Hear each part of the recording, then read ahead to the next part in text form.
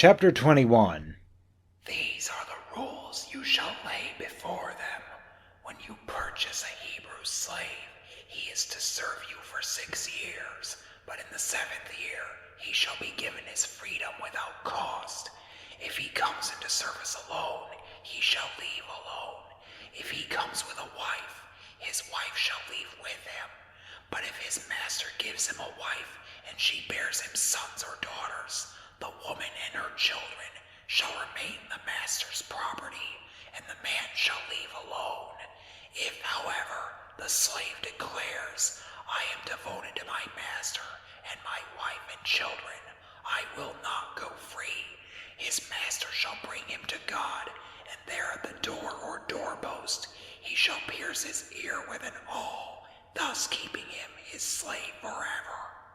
When a man sells his daughter as a slave, she shall not go free as male slaves do. But if her master, who had destined her for himself, dislikes her, he shall let her be redeemed. He has no right to sell her to a foreigner, since he has broken faith with her. If he destines her for his son, he shall treat her like a daughter. If he takes another wife, he shall not withhold her food, her clothing, or her conjugal rights. If he does not grant her these 3 things, she shall be given her freedom absolutely, without cost to her. Whoever strikes a man a mortal blow must be put to death. He, however, who did not hunt a man down, but caused his death by an act of God, may flee to a place which I will set apart for this purpose. But when a man kills another after maliciously scheming to do so, you must take him even from my altar and put him to death. Whoever strikes his father or mother shall be put to death. A kidnapper, whether he sells his victim or still has him when caught, shall be put to death. Whoever curses his father or mother shall be put to death.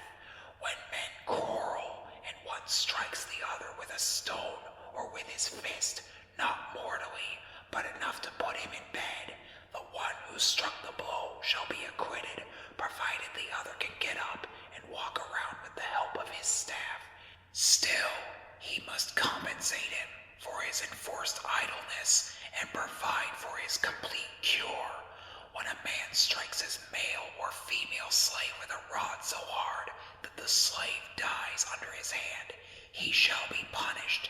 If, however, the slave survives for a day or 2, he is not to be punished, since the slave is his own property.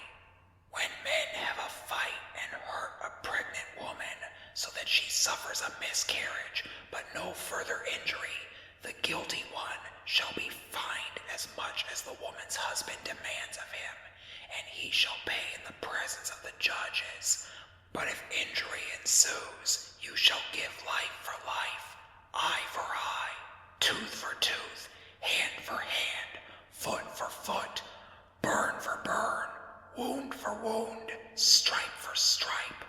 When a man strikes his male or female slave in the eye and destroys the use of the eye, he shall let the slave go free in compensation for the eye. If he knocks out a tooth of his male or female slave, he shall let the slave go free in compensation for the tooth. When an ox gores a man or woman to death, the ox must be stoned. Its flesh may not be eaten. The owner of the ox, however, shall go unpunished. But if an ox was previously in the habit of goring people and its owner, though warned, would not keep it in, should it then kill a man or a woman, not only must the ox be stoned, but its owner must also be put to death. If, however, a fine is imposed on him, he must pay in ransom for his life whatever amount is imposed on him. This law applies if it is a boy or a girl that the ox gores. But if it is a male or a female slave that it gores, he must pay the owner of the slave 30 shekels of silver, and the ox must be stoned. When a man uncovers or digs a cistern and does not cover it over again, should an ox or an ass fall into it, the owner of the cistern must make good by restoring the value of the animal his owner. The dead animal, however, he may keep. When one man's ox hurts another's ox so badly that it dies, they shall sell the live ox and divide this money as well as the dead animal equally between them. But if it was known that the ox was previously in the habit of goring, and its owner would not keep it in, he must make full restitution, an ox for an ox, but the dead animal he may keep. When a man steals an ox or a sheep and slaughters or sells it, he shall restore 5 oxen for the 1 ox, and 4 sheep for the 1 sheep. Chapter 22. If a thief is caught in the act of housebreaking and beaten to death, there is no blood guilt involved. But if after sunrise he is thus beaten, there is blood guilt. He must make full restitution. If he has nothing, he shall be sold to pay for his theft. If what he stole is found alive in his possession, be it an ox, an ass, or a sheep, he shall restore 2 animals for each one stolen. When a man is burning over a field or a vineyard, if he lets the fire spread so that it burns in another's field, he must make full restitution with the best produce of his own field or vineyard. If the fire spreads further and catches onto thorn bushes so that shocked grain or standing grain, or the field itself is burned up, the one who started the fire must make full restitution. When a man gives money or any article to another for safekeeping, and it is stolen from the latter's house, the thief, if caught, must make 2-fold restitution. If the thief is not caught, the owner of the house shall be brought to God to swear that he himself did not lay hands on the neighbor's property. In every question of dishonest appropriation, whether it be about an ox or an ass or a sheep or a garment or anything else that has disappeared, where another claims that the thing is his, both parties shall present their case before God. The one whom God convicts must make 2-fold restitution to the other. When a man gives an ass or an ox or a sheep or any other animal to another for safekeeping, if it dies or is maimed or snatched away without anyone witnessing the fact, the custodian shall swear before the Lord that he did not lay hands on his neighbor's property. The owner must accept the oath, and no restitution is to be made. But if the custodian is really guilty of theft, he must make restitution to the owner. If it has been killed by a wild beast, let him bring it as evidence, and he need not make restitution for the mangled animal. When a man borrows an animal from his neighbor, if it is maimed or dies while the owner is not present, the man must make restitution. But if the owner is present, he need not make restitution. If it was hired, this was covered by the price of its hire. When a man seduces a virgin who is not betrothed and lies with her, he shall pay her marriage price and marry her. If her father refuses to give her to him, he must still pay him the customary marriage price for virgins. You shall not let a sorceress live. Anyone who lies with an animal shall be put to death. Whoever sacrifices to any god except the Lord alone shall be doomed. You shall not molest or oppress an alien, for you were once aliens yourselves in the land of Egypt. You shall not wrong any widow or orphan. If ever you wrong them and they cry out to me, I will surely hear their cry. My wrath will flare up, and I will kill you with the sword. Then your own wives will be widows and your children orphans. If you lend money to one of your poor neighbors among my people, you shall not act like an extortioner toward him by demanding interest from him. If you take your neighbor's cloak as a pledge, you shall return it to him before sunset. For this cloak of his is the only covering he has for his body. What else has he to sleep in? If he cries out to me, I will hear him, for I am compassionate. You shall not revile God, nor curse a prince of your people. You shall not delay the offering of your harvest and your press. You shall give me the firstborn of your sons. You must do the same with your oxen and your sheep. For 7 days the firstling may stay with its mother, but on the 8th day you must give it to me. You shall be men sacred to me. Flesh torn to pieces in the field you shall not eat. Throw it to the dogs. Chapter 23. You shall not repeat a false report. Do not join the wicked in putting your hand as an unjust witness upon anyone. Neither shall you allege the example of the many as an excuse for doing wrong, nor shall you, when testifying in a lawsuit, side with the many in perverting justice.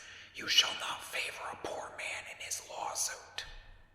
When you come upon your enemy's ox or ass going astray, see to it that it is returned to him. When you notice the ass of one who hates you lying prostrate under its burden, by no means desert him. Help him rather to raise it up. You shall not deny one of your needy fellow men his rights in his lawsuit. You shall keep away from anything dishonest. The innocent and the just you shall not put to death, nor shall you acquit the guilty. Never take a bribe, for a bribe blinds even the most clear-sighted and twists the words even of the just. You shall not oppress an alien. You know well how it feels to be an alien, since you were once aliens yourselves in the land of Egypt. For 6 years you may sow your land and gather in its produce, but the 7th year you shall let the land lie untilled and unharvested, that the poor among you may eat of it, and the beasts of the field may eat what the poor leave. So also shall you do in regard to your vineyard and your olive grove. For 6 days you may do your work, but on the 7th day you must rest, that your ox and your ass may also have rest, and that the son of your maidservant and the alien may be refreshed. Give heed to all that I have told you. Never mention the name of any other god.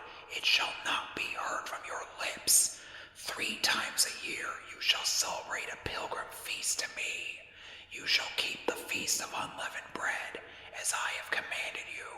You must eat unleavened bread for 7 days at the prescribed time in the month of Abib, for it was then that you came out of Egypt. No one shall appear before me empty-handed.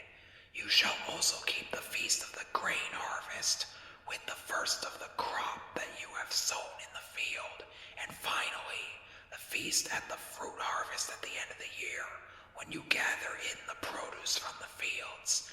Thrice a year shall all your men appear before the Lord God.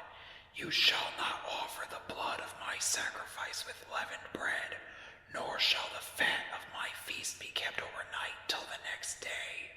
The choicest first fruits of your soil you shall bring to the house of the Lord, your God. You shall not boil a kid in its mother's milk. See, I am sending an angel before you to guard you on the way and bring you to the place I have prepared. Be attentive to him and heed his voice. Do not rebel against him, for he will not forgive your sin. My authority resides in him.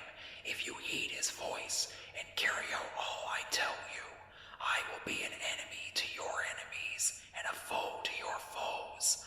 My angel will go before you and bring you to the Amorites, Hittites, Perizzites, Canaanites, Hivites, and the Jebusites, and I will wipe them out.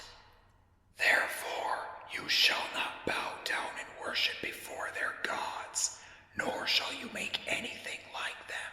Rather, you must demolish them and smash their sacred pillars. The Lord your God you shall worship. Then I will bless your food and drink, and I will remove all sickness from your midst. No woman in your land will be barren or miscarry, and I will give you a full span of life. I will have the fear of me precede you, so that I will throw into panic every nation you reach. I will make all your enemies turn from you in flight, and ahead of you I will send hornets to drive the Hivites, Canaanites, and Hittites out of your way. But not in 1 year will I drive them all out before you, else the land will become so desolate that the wild beasts will multiply against you. Instead, I will drive them out little by little before you, until you have grown numerous enough to take possession of the land. I will set your boundaries from the Red Sea to the Sea of the Philistines, and from the desert to the river. All who dwell in this land I will hand over to you to be driven out of your way. You shall not make a covenant with them or their gods. They must not abide in your land, lest they make you sin against me by ensnaring you into worshiping their gods. Chapter 24. Moses himself was told, Come up to the Lord, you and Aaron, with Nadab, Abihu, and 70 of the elders of Israel. You shall all worship at some distance, but Moses alone is to come close to the Lord. The others shall not come too near, and the people shall not come up at all with Moses. When Moses came to the people and related all the words and ordinances of the Lord, they all answered with one voice, We will do everything that the Lord has told us. Moses then wrote down all the words of the Lord, and rising early the next day, he erected at the foot of the mountain an altar and 12 pillars for the 12 tribes of Israel. Then having sent certain young men of the Israelites to offer holocausts and sacrifice young bulls as peace offerings to the Lord, Moses took half of the blood and put it in large bowls. The other half he splashed on the altar. Taking the book of the covenant, he read it aloud to the people, who answered, All that the Lord has said, we will heed and do. Then he took the blood and sprinkled it on the people, saying, This is the blood of the covenant which the Lord has made with you in accordance with all these words of his. Moses then went up with Aaron, Nadab, Abihu, and 70 elders of Israel.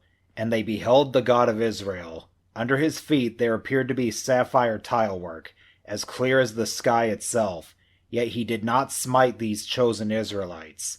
After gazing on God, they could still eat and drink. The Lord said to Moses, Come up to me on the mountain, and while you are there, I will give you the stone tablets on which I have written the commandments intended for their instruction. So Moses set out with Joshua his aide, and went up the mountain of God. The elders, however, had been told by him, Wait here for us until we return to you. Aaron and Hur are staying with you. If anyone has a complaint, let him refer the matter to them. After Moses had gone up, a cloud covered the mountain. The glory of the Lord settled upon Mount Sinai. The cloud covered it for 6 days, and on the 7th day he called to Moses from the midst of the cloud. To the Israelites, the glory of the Lord was seen as a consuming fire on the mountain top. But Moses passed into the midst of the cloud as he went up on the mountain, and there he stayed for 40 days and 40 nights. Chapter 25. This is what the Lord then said to Moses. Tell the Israelites to take up a collection for me. From every man you shall accept the contribution that his heart prompts him to give me. These are the contributions you shall accept from them: gold, silver, and bronze, violet, purple, and scarlet yarn, fine linen and goat hair, ram skins dyed red, and tahash skins, acacia wood, oil for the light, spices for the anointing oil and for the fragrant incense, onyx stones and other gems for mounting on the ephod and the breastpiece. They shall make a sanctuary for me, that I may dwell in their midst. This dwelling and all its furnishings you shall make exactly according to the pattern that I will now show you. You shall make an ark of acacia wood, 2.5 cubits long, 1.5 cubits wide, and 1.5 cubits high. Plate it inside and outside with pure gold, and put a molding of gold around the top of it. Cast 4 gold rings, and fasten them on the 4 supports of the ark. 2 rings on one side, and 2 on the opposite side. Then make poles of acacia wood, and plate them with gold. These poles you are to put through the rings on the sides of the ark for carrying it. They must remain in the rings of the ark and never be withdrawn. In the ark you are to put the commandments which I will give you. You shall then make a propitiatory of pure gold, 2 cubits and a half long, and 1.5 cubits wide. Make 2 cherubim of beaten gold for the 2 ends of the propitiatory, fastening them so that 1 cherub springs direct from each end. The cherubim shall have their wings spread out above, covering the propitiatory with them. They shall be turned toward each other, but their faces looking toward the propitiatory. This propitiatory you shall then place on top of the ark. In the ark itself you are to put the commandments which I will give you. There I will meet you, and there from above the propitiatory, between the 2 cherubim on the ark of the commandments, I will tell you all the commands that I wish you to give the Israelites.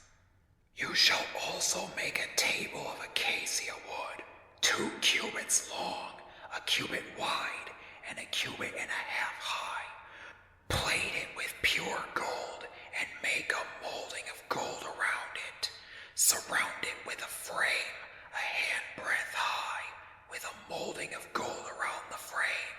You shall also make 4 rings of gold for it, and fasten them at the 4 corners, 1 at each leg, on 2 opposite sides of the frame, as holders for the poles to carry the table. These poles for carrying the table you shall make of acacia wood, and plate with gold. Of pure gold you shall make its plates, and cups as well as its pitchers and bowls for pouring libations. On the table you shall always keep showbread set before me. You shall make a lampstand of pure beaten gold, its shaft and branches, with its cups and knobs and petals springing directly from it. 6 branches are to extend from the sides of the lampstand, 3 branches on one side and 3 on the other. On one branch there are to be 3 cups shaped like almond blossoms, each with its knob and petals. On the opposite branch there are to be 3 cups shaped like almond blossoms, each with its knob and petals. And so for the 6 branches that extend from the lampstand. On the shaft there are to be 4 cups shaped like almond blossoms, with their knobs and petals, including a knob below each of the 3 pairs of branches that extend from the lampstand. Their knobs and branches shall so spring from it that the whole will form but a single piece of pure beaten gold. You shall then make 7 lamps for it, and so set up the lamps that they shed their light on the space in front of the lampstand. These, as well as the trimming shears and trays, must be of pure gold. Use a talent of pure gold for the lampstand and all its appurtenances.